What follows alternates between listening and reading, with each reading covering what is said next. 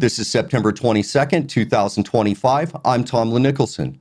President Trump hailed slain conservative activist Charlie Kirk as a martyr for American freedom at a massive memorial service in Arizona, where tens of thousands gathered to blend religion and politics in a show of unyielding support.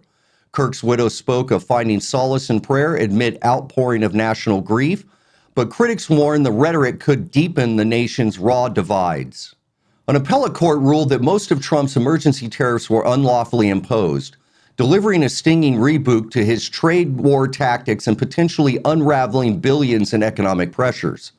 Legal experts say the decision could force a scramble in Washington to rewrite policies, while businesses clearly cheer the possible end to the punishing levies on imports. Comedian Jimmy Kimmel remains off the air after ABC pulled his show over sharp jabs at how MAGA framed Charlie Kirk's killing, igniting a firestorm about workplace speech and comedy's role in turbulent times. Late-night hosts are rallying in solidarity, but FCC Chair Brendan Carr's scrutiny looms large, hinting at a broader chills on satirical take.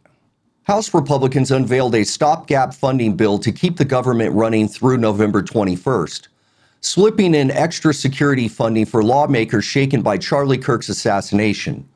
Democrats slammed the add-ons as partisan pork, but with shutdowns looming, bipartisan deal-making might just avert the cliff. The FCC's crackdown on critical media escalated as Chair Brendan Carr targets networks like ABC for hosting Kimmel's Barbs, drawing accusations of executive overreach into free speech territory. Free press advocates are mobilizing for court fights, warning this could muzzle dissent in an already polarized broadcast landscape. President Trump's grievances against U.S. universities boiled over with billions withheld in research funding over alleged anti-Semitism and woke curriculum, clamping down on international student visas to force ideological shifts.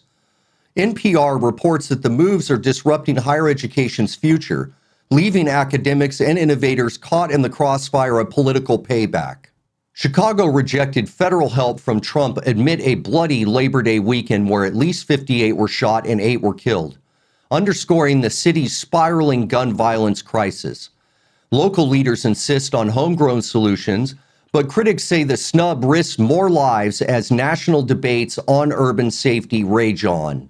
The United Nations kicks off its 80th anniversary commemoration today at UNGA 80.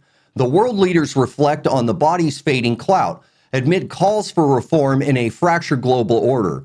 From Gaza to Ukraine, diplomats face tough talks on a two-state solution and climate pledges, but veto powers and rivalries threaten any real breakthroughs.